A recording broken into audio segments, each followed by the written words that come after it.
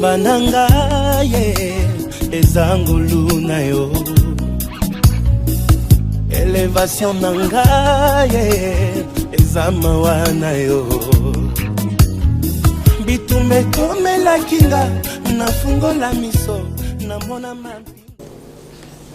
Galates au chapitre 3, nous allons lire partant du verset 6 jusqu'au verset 9. Comme Abraham crut à Dieu, et cela lui fut imputé à justice, reconnaissez donc que ceux qui ont la foi, qui sont fils d'Abraham, aussi l'Écriture, prévoyant que Dieu justifierait les païens par la foi, a d'avance annoncé cette bonne nouvelle à Abraham: toutes les nations seront bénies en toi, de sorte que ceux qui croient sont bénis avec Abraham le croyant. Amen. Que Dieu bénisse la lecture de sa parole. Veuillez vous asseoir. Alors que cette année, nous l'avons dénommée année de la foi, qui déplace les montagnes et qui donne la victoire, nous voulons nous référer au patriarche de la foi, qui n'est rien d'autre que Père Abraham lui-même. Amen. Parce qu'il est clairement dit dans l'Écriture que si nous sommes des fils d'Abraham, nous ne le sommes pas autrement que par la foi. Est-ce que quelqu'un dit Amen? Et s'il y a quelqu'un qui a posé les fondations, on va dire que Isaac a posé des fondations d'amour, Jacob a posé des fondations de grâce, Joseph a posé des fondations de perfection, mais Père Abraham, lui, a posé les fondations de la foi. Donc c'est vraiment lui, Abraham, qui est le père de la foi. Comment a-t-il reçu cette foi? Par comment Dieu a trouvé qu'Abraham avait plus de foi que tous les autres? Pourquoi Dieu a-t-il confié à Abraham un si grand pouvoir qu'est la foi? Et qu'est-ce qu'il a qualifié? Qu'est-ce qu'il a dû faire d'extraordinaire pour qu'il soit qualifié comme étant le père de la foi, au point que toutes les autres personnes qui auront la foi, eh bien la foi qu'ils ont, on dira toujours et toujours qu'ils croient et qu'ils sont bénis en Abraham le croyant. On dira toujours que leur foi se justifierait par la foi d'Abraham, qui lui avait une plus grande foi. On parlera constamment de la foi d'Abraham. J'aime quand on peut reconnaître les mérites d'un homme en matière de foi. Amen. Et que la foi, c'est la chose la plus extraordinaire qui soit. D'abord, ce qui va caractériser Père Abraham par rapport à sa foi, c'est déjà même à l'entame de son appel, alors qu'il était dans la Mésopotamie, alors qu'il était en Chaldée, en Ur. Oh, ce que les gens ne savent pas très bien, c'est qu'Abraham était un païen. Abraham n'avait pas les origines juives. Les Juifs sont venus s'annexer à Père Abraham. Lui, il était un païen. Il vivait dans la Mésopotamie et c'était un idolâtre. Et Dieu l'a appelé. Voilà quelqu'un qui ne connaît rien du Dieu d'Israël, quelqu'un qui est un idolâtre, quelqu'un qui est vautré dans le mal, vautré dans le péché et qui ne sait même pas c'est quoi c'est la foi, Dieu vient à une personne aussi ordinaire qu'était Père Abraham et Dieu l'appelle à lui. Dieu lui dit, va-t'en de ton pays, de ta patrie, de la maison de ton père, vers le pays que moi, Dieu, je te montrerai. Et Abraham a accepté de partir par la foi. Il n'avait pas vu ce pays, il ne connaissait rien de ce que pouvait être ce pays, mais il s'est engagé par la foi à aller vers un endroit dont il ne savait l'aboutissement. Et ça, c'était la première expérience d'Abraham. Et au travers de cette expérience, sont arrivées d'autres expériences. Et la somme de toutes ces expériences sur Père Abraham l'a qualifié comme étant le père de la foi. Nous allons un peu observer sa vie. Comment Dieu a communiqué avec Abraham. Nous allons observer aussi comment Dieu communique avec nous, nous qui sommes faits à l'image de celui du porteur de la première foi, de celui à qui Dieu a loué les mérites d'une plus grande foi. Il était convaincu que s'il entend Dieu lui dire une seule chose, il n'a pas besoin de douter un seul instant. Il lui suffit simplement de croire, d'aller, et il était convaincu que Dieu qui lui avait parlé accomplira ce que Dieu lui avait dit. Et c'est aussi ça la foi. La foi, c'est pas raisonner. La foi, c'est pas se dire, bon, on va essayer, si ça marche, tant mieux, si ça ne marche pas aussi, tant mieux. Non, quand on dit qu'on a la foi, on n'essaye pas. On dit la chose est faite. On dit amen bien. On dit la chose est faite et dès lors qu'on croit qu'elle est faite, on dort tranquillement sur son oreiller. On se dit, oh, attendez simplement voir que le lendemain matin, l'on vous appelle pour vous dire, mais voici la chose dont je vous avais parlé, elle est déjà là. Et c'est ça la foi. La foi ne vous amène pas à faire trop de raisonnement. Vous n'êtes pas là en train de raisonner, Non, non, non, non, non. Abraham a cru simplement et il a proclamé autour de son entourage que Dieu lui avait dit qu'il lui donnerait un nouveau pays, un pays où coulerait le lait et le miel, et que cette contrée où il se trouvait là n'était pas l'endroit où il devait être, et qu'il fallait qu'il s'en aille de là très rapidement, et il est parti. Abraham a cru cela. Abraham a proclamé cette chose.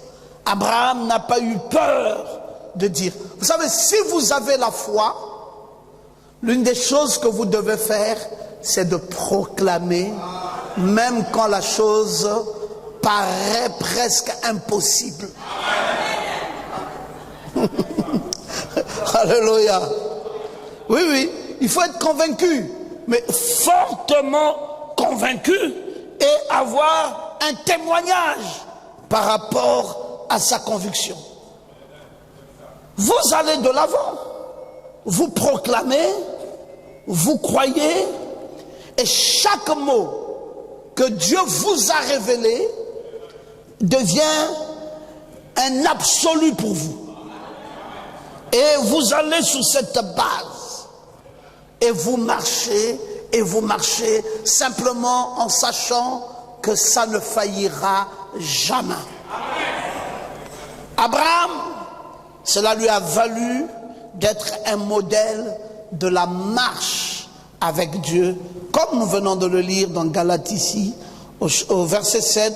Reconnaissez donc que ceux qui ont la foi, qui sont fils d'Abraham, vous voyez, parce qu'il a marché avec Dieu, parce qu'il a cru, parce qu'il n'a pas hésité un seul instant. Alors ceux qui ont la foi sont directement appelés fils d'Abraham. Quand vous lirez le verset 6, on vous dira, Abraham crut à Dieu et cela lui fut imputé à justice. Qu'est-ce que ça veut dire? Ça veut dire qu'Abraham a été justifié par la foi. Amen. Cela lui fut imputé à justice. Il a simplement cru. Et dès qu'il a cru, il s'est engagé. Cette année, ce que Dieu nous demande, c'est de ne pas raisonner, c'est de croire. Mais croire en quoi, Pasteur Ngoma? Mais croire dans ce que tu veux recevoir. Tu n'hésites pas. Tu crois dans ton salut.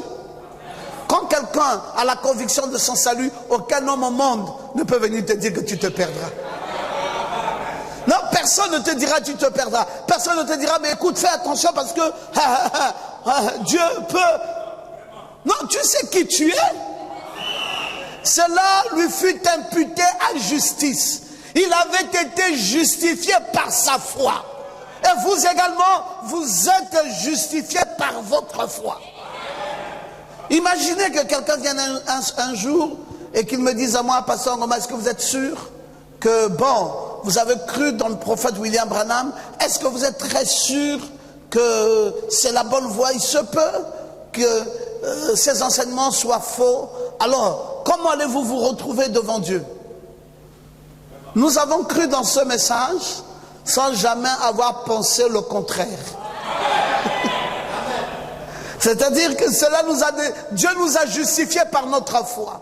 Nous ne pensons pas un seul instant qu'il peut y avoir un problème devant où Dieu nous dira, écoutez, éloignez-vous de moi, ouvriers d'iniquité, parce que vous avez cru dans une chose qui n'était pas vraie. Non, nous croyons jusqu'au fond de notre âme que ce message, c'est la vérité. C'est une foi qui, voilà, une foi qui ne se discuterait jamais. Même si Dieu venait lui-même là et qu'il me disait c'est moi l'Éternel des armées. Je vous dis que William Branham est un faux prophète et vous arrêterez à partir de ce jour de croire dans ce message. Je vous assure que nous allons discuter avec lui.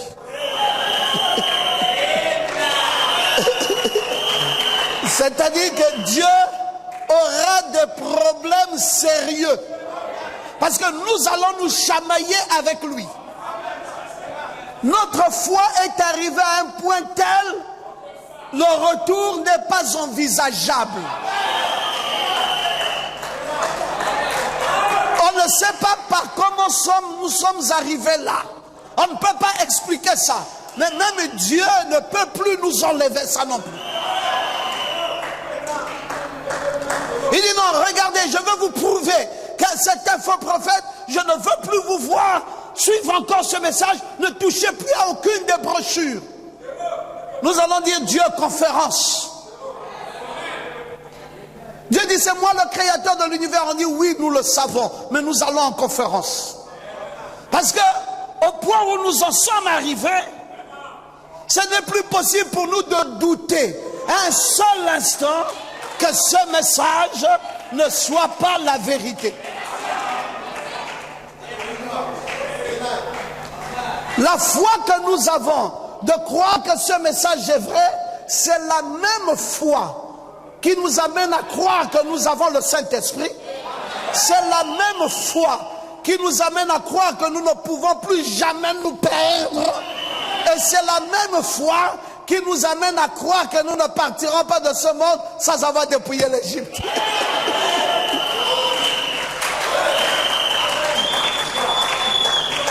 Vous voyez, la foi a des niveaux. Et Père Abraham avait cru. Et l'on nous dira, cela lui fut imputé à justice. Donc, il a été justifié par sa foi. Il n'a pas pensé un tant soit peu que Dieu lui raconterait des bobards et que s'il allait devant, il rencontrerait le contraire de ce que Dieu aurait dit. Non, Père Abraham s'est levé, il est parti, pour lui c'était une affaire réglée. Ah, c'est pour cela, frère, quand tu dis que tu as la foi, attention, il y a des degrés. Pour toi, la foi, tu essayes. Mais pour les autres, c'est une affaire réglée. Vous savez, quand votre foi vous amène à croire que c'est une affaire réglée, frère, vous pouvez gifler même un médecin. Qui vient vous dire, mais écoutez monsieur, vous êtes malade, vous n'avez plus le droit. Vous pouvez le gifler pour dire, mais monsieur, qui vous dit ça? Moi, ma foi me dit que je ne suis pas malade. Je refuse de croire ce que vous me dites. Ça vient d'où? Ce que vous me dites là ne vient que de vous-même et de votre science. Mais ça ne vient pas de celui qui m'a créé. Hein? Mais attendez monsieur, c'est dangereux. Donc vous voyez, la foi est radicale. Ah, c'est formidable d'avoir affaire à des gens qui ont la foi. Ah, dites amen très bien. Et par la foi, Abraham avait été justifié. L'alliance avec Abraham, de Dieu avec Abraham, fut confirmée à cause de quoi? Mais à cause de la foi. Amen. Oui. Dieu dit, je ne peux pas faire autrement. Ce monsieur a trop de foi. Hein, on ne peut pas discuter avec lui. Regardez, quand nous lisons Galates 3,15, frère, je parle à la manière des hommes, une disposition en bonne forme, bien que faite par un homme, n'est annulée par personne et personne n'y ajoute. Or, les promesses ont été faites à Abraham et à sa postérité. Il n'est pas dit aux postérités. Il s'agissait de plusieurs, mais en tant qu'il s'agit d'une seule, à ta postérité. Et la postérité d'Abraham, c'est Christ. Même lui-même, Christ, est une postérité de Père Abraham. Voici ce que j'entends, une disposition que Dieu a confirmée antérieurement ne peut pas être annulée. Ainsi, la promesse rendue vaine par la loi, survenue 430 ans plus tard, ça ne peut pas être annulé. Abraham sait que ce que je dis là, c'est une alliance confirmée. Personne ne peut plus jamais gêner ça. Ceux qui ont la foi, mes frères, sont bénis. Oui, ceux qui ne sont pas bénis, ce sont ceux-là qui n'ont pas la foi. Mais ceux qui ont la foi sont bénis. Bénis comment? Bénis par Abraham le croyant. Vous savez, si vous avez la foi, vous n'attendrez pas qu'un homme vous confirme. Quand vous avez la foi, même le pasteur, vous n'attendrez pas que le pasteur vous confirme. Quand vous avez la foi, vous savez que vos problèmes sont résolus. Vous pouvez venir à l'église, on bénit X, on bénit Y, et vous, on ne vous bénit pas. Et vous dites, oh, mais comment je n'ai pas été béni? Mais attends, tu n'as pas la foi. Tu n'as pas besoin d'être béni pour croire que tu es béni. C'est-à-dire que même si un frère ne me dit pas que Dieu te bénisse, ça, quand il me dit ça, c'est pas lui qui me bénit. Il confirme simplement ce que je suis. Que Dieu te bénisse, frère. Oui, je reçois, mais parce que je suis déjà béni. Même quand tu ne m'aurais pas dit ça, la bénédiction de ma vie ne vient pas en fonction de ce que toi tu me dis que Dieu te bénit. Ma bénédiction est là déjà en permanence. Ta salutation ou ta bénédiction ne vient que confirmer ce que je suis déjà. Je suis déjà béni. Donc quand tu me dis que Dieu te bénisse, je te dis merci. Mais je te dis que Dieu te bénisse, dis amen. Non, même merci suffit, frère. Parce que c'est pas l'amen là qui confirme ma bénédiction. Je suis quelqu'un de déjà béni. C'est pour cela, frère, vous devez maintenant croire cette année que vous êtes déjà béni. Non, déjà. Avant même que l'année n'ait commencé. Toi là, tu étais déjà béni. Et tu ne cherches pas la confirmation d'une bénédiction quelconque. Parce que la bénédiction est en toi. Tu vis avec elle. Alléluia. Est-ce que je peux croire qu'il y a des bénis ce soir? Je vais récapituler. 1. Abraham, c'est le modèle de notre marche avec Dieu. 2. Abraham est justifié par la foi. 3. L'alliance de Dieu avec Abraham est confirmée.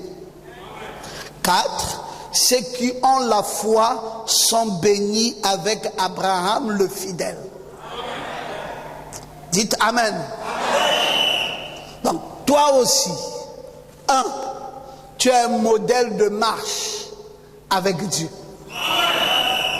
2, tu as été justifié par la foi.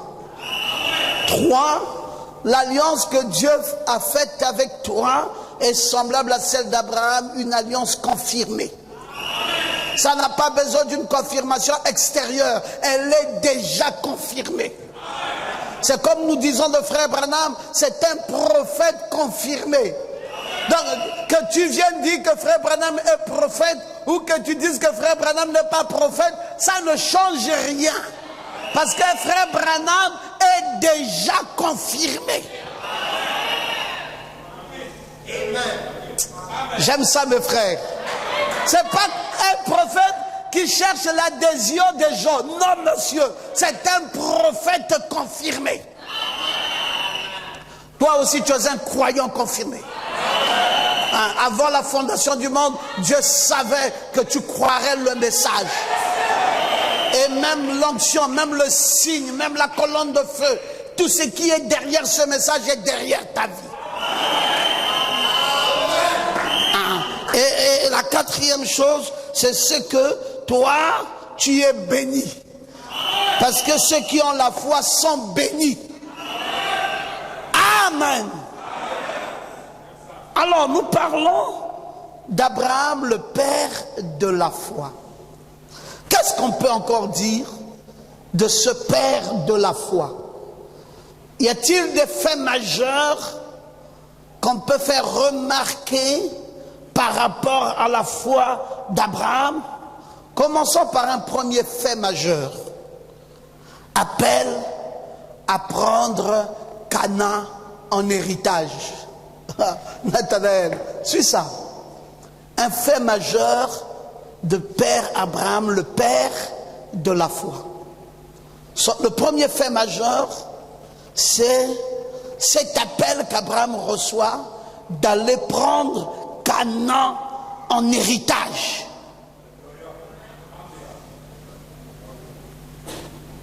Mes frères, si Dieu vient là et te dit, toi là, lève-toi.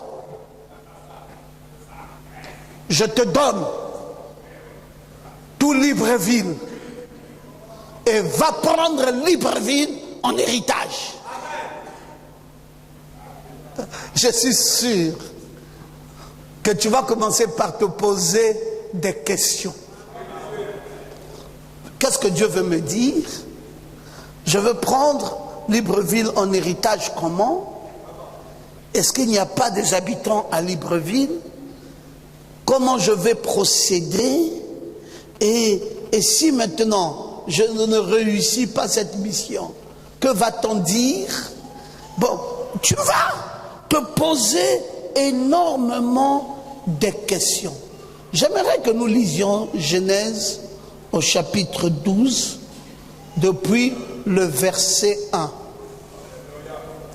Genèse 12, le verset 1. L'Éternel, c'est là où ça commence cette histoire. L'Éternel dit à Abraham, Genèse 12, 1, va-t'en de ton pays, de ta patrie, de la maison de ton père, dans le pays que je te montrerai. Abraham écoute. Le pays là c'est quoi? C'est Canaan. Je ferai de toi une grande nation. Je te bénirai. je rendrai ton nom grand, tu seras une source de bénédiction. Frère, écoutez, je vais vous dire la vérité ce soir. Il y a des choses que nous disons amen, mais si ça arrivait à nous, je suis sûr qu'on refuserait ça. Je ferai ton nom grand. Un nom qui n'existe même pas dans l'histoire. Peut-être même dans son quartier, personne ne savait que cet homme s'appelait Abraham. Dieu décide de le prendre et de faire son nom grand. Il dit, je ferai même de toi une grande nation. Je te bénirai, je rendrai ton nom grand. Tu seras une source de bénédiction. Nous ne sommes qu'au verset 2. Dieu parle à un inconnu, quelqu'un qui ne connaît, qui ne le connaît pas, quelqu'un qui n'a pas prié, quelqu'un qui n'a jamais jeûné, quelqu'un qui n'a jamais lu une citation biblique, quelqu'un qui ne sait rien de tout ce qui est de Dieu, quelqu'un qui est un païen, quelqu'un qui est un idolâtre. Dieu vient brutalement comme ça dans sa vie et Dieu commence à le draguer en lui disant, je ferai de toi grand, je ferai de toi une grande nation, je te bénirai et toutes les nations de la terre seront bénies en toi. Mes frères, est-ce que vous réalisez que cette affaire d'Abraham, qu'on a appelé le père de la foi, c'est pas une affaire où quelqu'un a mérité quelque chose? C'est pour cela, moi, je veux croire que cette foi-là, c'est un don de Dieu. C'est un don que Dieu donne à quelqu'un. Ça ne vient pas par le biais d'un mérite. Ça ne vient pas parce que quelqu'un a lu 5000 versets bibliques, ou parce que quelqu'un sait jeûner, ou parce que quelqu'un est très spirituel, ou parce que quelqu'un est le meilleur dîmeur, ou parce que quelqu'un... Non, mes frères, quand Dieu décide de prendre n'importe qui et d'en faire ce qu'il veut, il est souverain. C'est pour cela, ce soir, ce n'est pas par ton mérite, mais c'est par la souveraineté de Dieu. Ce soir, ce n'est pas parce que toi tu as quelque chose, mais c'est parce que Dieu veut te faire de toi quelque chose.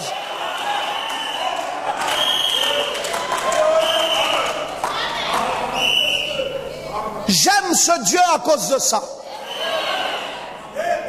S'il dit, Pierrot, tu es le père de la foi, le père de la foi du Gabon, je dirais, oui Seigneur, je veux simplement suivre ce que tu veux dire.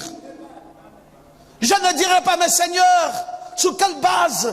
Est-ce que c'est moi qui jeûne plus que les autres? Est-ce que c'est moi qui fait plus de prières? Est-ce que c'est moi? Parce que je sais que le modèle, c'est Père Abraham.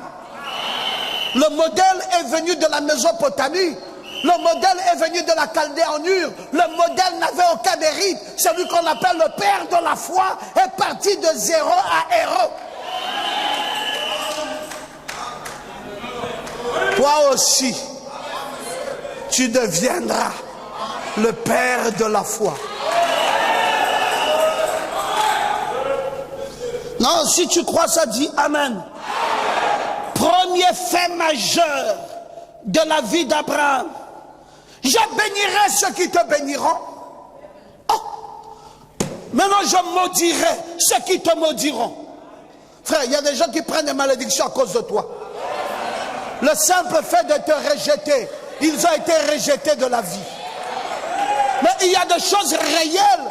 Quand tu as le cachet de Père Abraham dans ta vie, tu ne resteras plus jamais la même personne. Qui te veut des problèmes, voudra des problèmes à Dieu. Qui t'insulte, insultera Dieu. Qui te rejette, rejettera Dieu. Qui te provoque, provoquera Dieu. Amen.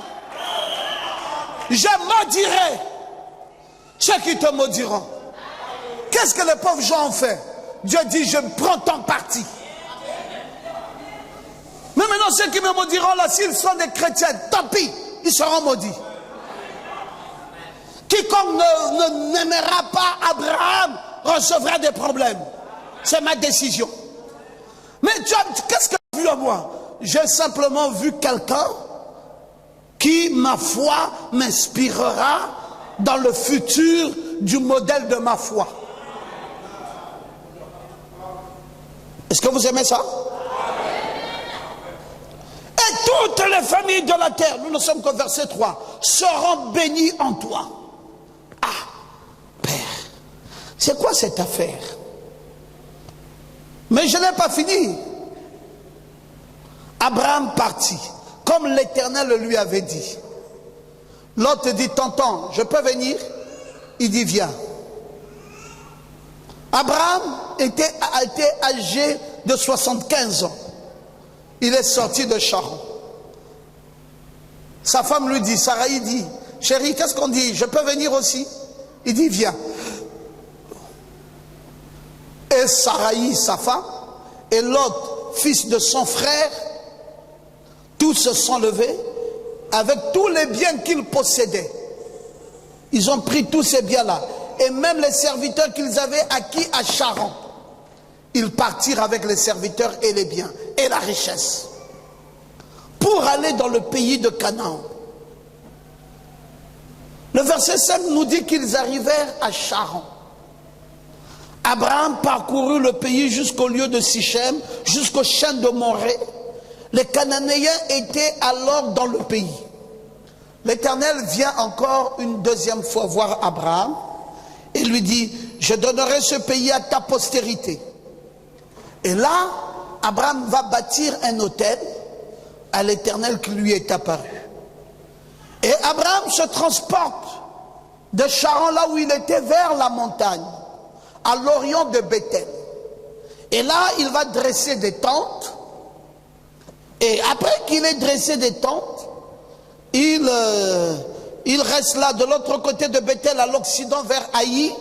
Il va bâtir encore un autre autel. Et Abraham va invoquer l'Éternel. Abraham dit, je n'ai pas fini, je dois aller jusqu'au bout. Ce pays s'appelait Canaan. Il continua ses marches et avança vers le midi. Abraham est décidé d'aller à Canaan, pays de son héritage. Et Dieu s'est montré à Abraham au verset 7. Après que Dieu lui avait parlé, au verset 7, l'Éternel apparut à Abraham. Parce que il faut fortifier sa foi. Je vais te dire une chose. Cette année-ci, que ça ne s'arrête pas simplement dans ce que le pasteur Ngoma t'enseigne. Mais il faut que tu fasses une expérience où tu vas voir Dieu.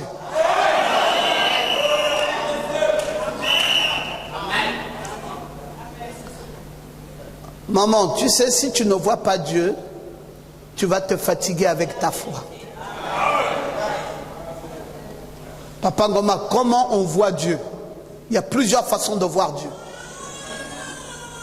Une affaire extraordinaire où toute intelligence ne peut pas s'y trouver. Là, tu dis, ça là, j'ai vu Dieu.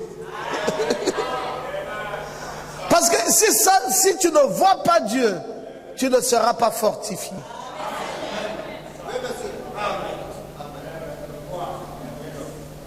Quelqu'un dit, je te menace, monsieur, toi demain, tu vas quitter ce travail.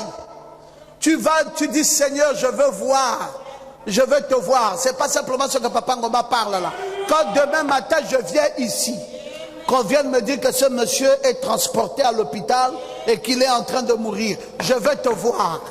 Entre ce qu'il a dit et ce que toi tu dis, nous allons voir où Dieu est. Et tu arrives demain, tu le cherches, il n'est plus là. Le monsieur est à l'hôpital. Il y a un monsieur qui avait blagué avec moi comme ça. Il est venu, un tuyau s'est cassé. J'étais en train de construire. Le tuyau s'est cassé. Peut-être une pierre s'est détachée, a cassé le tuyau. Ah! Le monsieur est fâché. Il dit que lui, il est un député de la République. Il dit, ce jeune homme, ce jeune pasteur là, ou ce pasteur, je ne sais pas qui, on appelle les pasteurs et tout ça. Il blague avec qui? Dans ce quartier-ci, je suis un député. Ce pasteur, s'il va me sentir. Il a commencé à gueuler. Les travailleurs étaient là, tout le monde tremblait. Monsieur le député parle. Il dit, dites à votre pasteur que lundi, je serai ici. Si tout ça n'est pas arrangé, ce pasteur-là, il saura qui je suis. Il saura que je suis un député de la République. Il saura ça. Dites à votre pasteur.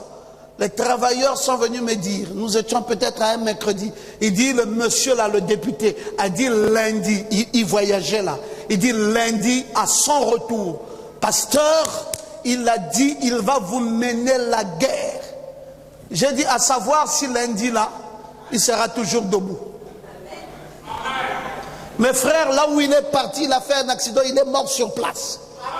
Lundi, il est revenu à Libreville, pour aller droit à la morgue. Oh. Hein? Abraham, tu étais là en train de dire, c'est toi? Lève-toi bien. Est-ce que ce que je dis là, c'est la vérité?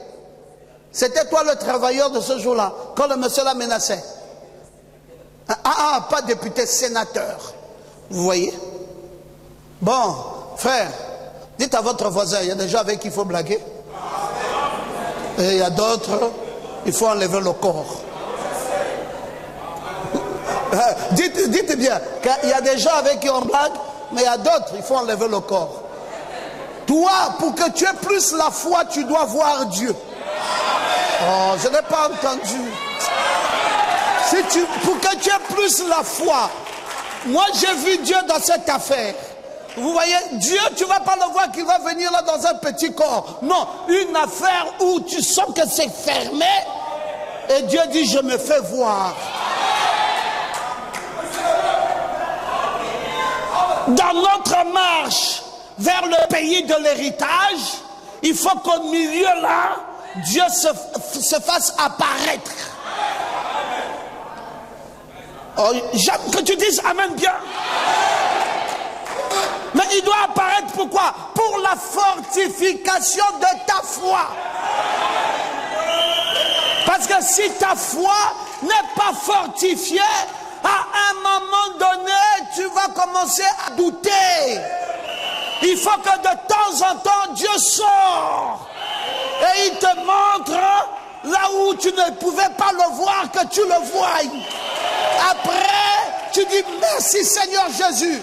Et tu continues encore. Et il sort encore. Là où tu ne pouvais pas le voir, tu le vois. Tu dis oh merci Seigneur. Et tu continues la marche. C'est comme ça qu'on déplace les montagnes. On ne déplace pas les montagnes simplement avec les prédications. On déplace les montagnes avec des expériences. Il faudrait que le verset 7 de Genèse 12 s'accomplisse aussi dans ta foi. L'Éternel apparut à Abraham alors qu'il était en train de marcher dans le premier fait où il allait prendre Canaan. Il a commencé à vivre d'autres expériences au cours de la marche, ce qui a fait la fortification de sa foi. Je dis que j'en viens ici, qu'il te fasse un peu goûter son apparition. Oh, je pensais que tu te lèverais et que tu dirais Amen. Alléluia. Qu'il te fasse un peu goûter son apparition. Là où tu ne l'attendais pas qu'il sorte et qu'il dise me voici. Quand tu verras ça, ta foi là va augmenter. Parce que pour déplacer les montagnes, il faut une foi qui augmente. Mais pour que la foi là augmente, il faut des expériences. Je ne dis pas l'expérience de Papa Ngoma, pas l'expérience de Maman Ati, mais ton expérience personnelle.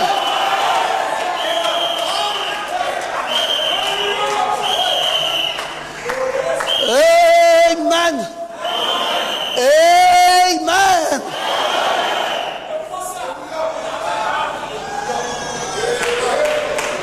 Je parle d'Abraham, père de la foi.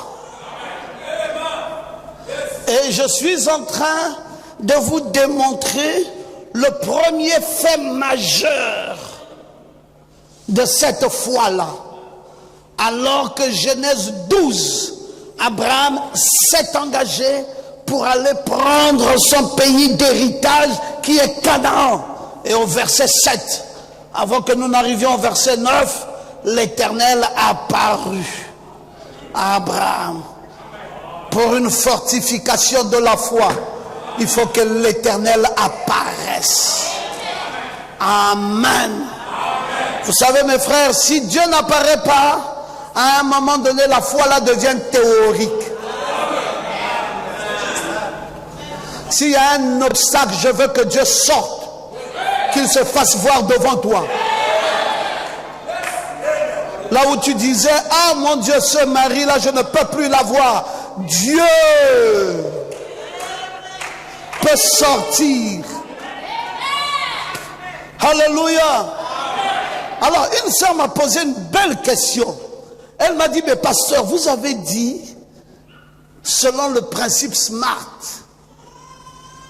spécifique, mesurable, accessible, réalisable et dans le temps, que nous ne devons pas rêver trop loin. Il faut quand même à un moment donné que les choses que nous voulons avoir soient semblables à ce que nous-mêmes nous sommes, pour ne pas arriver dans des projets non réalisables. Mais vous avez comment connecter ça aux montagnes qu'on doit déplacer, parce que les montagnes généralement sont des choses irréalisables, inaccessibles. Bon, en même temps, nous devons aller dans une foi bizarroïde, des choses inaccessibles et irréalisables. Mais en même temps, tu nous ramènes encore pour dire, bon, revenez quand même, il faudrait que ce que vous voulez avoir là soit réalisable et accessible. Je ne comprends pas comment concéder les deux. J'ai dit à cette soeur, je te répondrai à l'église, dans une prédication. Et maintenant, je suis en train de répondre. La montagne là, qui est inaccessible, devient accessible seulement quand l'Éternel apparaît. Non, je vous dis que si je dis, Seigneur, je veux avoir l'homme le plus riche du Gabon comme époux. Je prends la carte, j'écris l'homme le plus riche du Gabon comme époux. Frère, d'abord pour qu'il soit mon époux, il doit d'abord devenir un frère en Christ. Bon, l'homme le plus riche là est un païen endurci. Bon, je veux qu'il soit mon époux. Est-ce que pasteur c'est réalisable? Non, c'est irréalisable. Ce n'est pas selon le principe SMART. Mais est-ce que, quand est-ce que je veux déplacer cette montagne cette année? Est-ce que vous pensez que je peux déplacer cette montagne? Oui. Bien sûr que c'est irréalisable, mais la montagne peut être déplacée. Comment alors? Quand l'Éternel apparaîtra. Parce que mes frères, il y a la foi et la foi. Il y a la foi qu'on dit.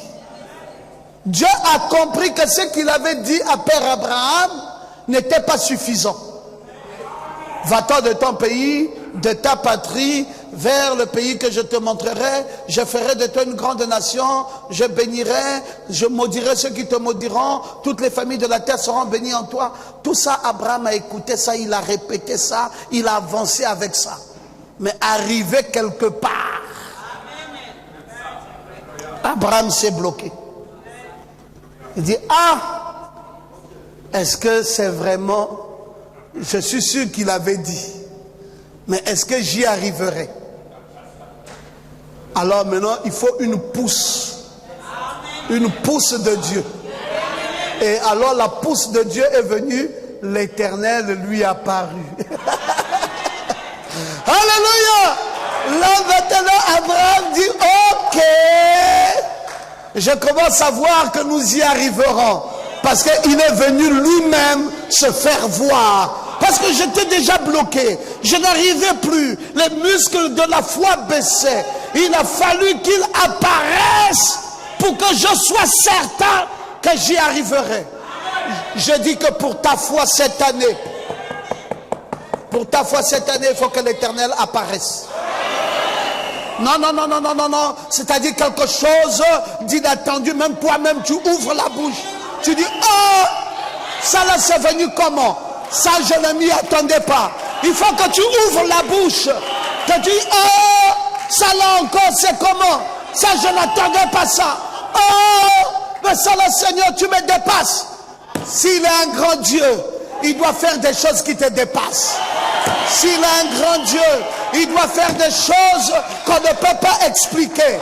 S'il est un grand Dieu, c'est pour cela, je dis et je redis encore, cette année, je ne veux pas l'assistance d'un homme. Je ne veux pas les louanges d'un homme. Je veux que Dieu lui-même apparaisse dans ma vie.